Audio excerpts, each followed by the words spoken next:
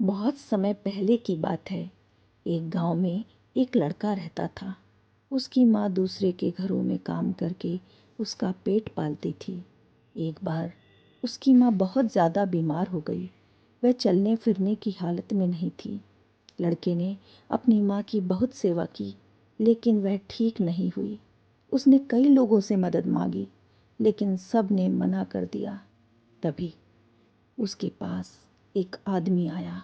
उसने कहा यदि वह यह वाली जड़ी बूटी लेकर आए तो उसकी माँ ठीक हो जाएगी।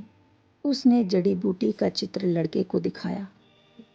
लड़का वह जड़ी बूटी लेने के लिए जंगल की ओर दौड़ा।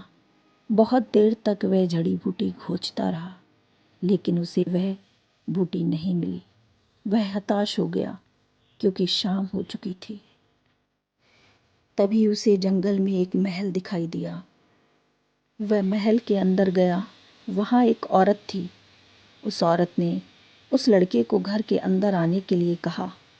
उस औरत ने उस लड़के को लालच दिया कि वह उसका बेटा बन जाए, क्योंकि उसका कोई बेटा नहीं है और वह उसको इसके बदले में ढेर सारे खिलौने देगी।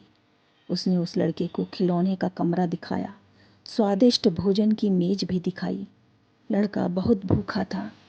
खाने की मेज़ देखकर उसके मुंह में पानी आ गया, लेकिन उसने खुद को संभाला।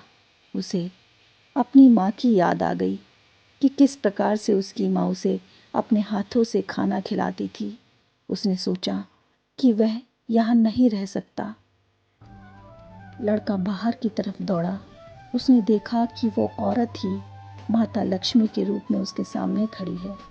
माता लक्ष्मी ने कहा कि मैं तुम्हारी मातृ भक्ति से प्रसन्न हूँ पुत्र, अपने घर जाओ, तुम्हारी माँ बिल्कुल ठीक हो चुकी है। लड़के ने देवी लक्ष्मी को प्रणाम किया और जब वह अपने घर लौटकर आया तो उसने देखा कि उसका घर एक सुंदर सा महल बन चुका है और उसकी माँ प्रसन्न मुद्रा में उसका इंतज़ार कर रही है। माँ ने अपने बेटे को देखकर गले से लगा लिया।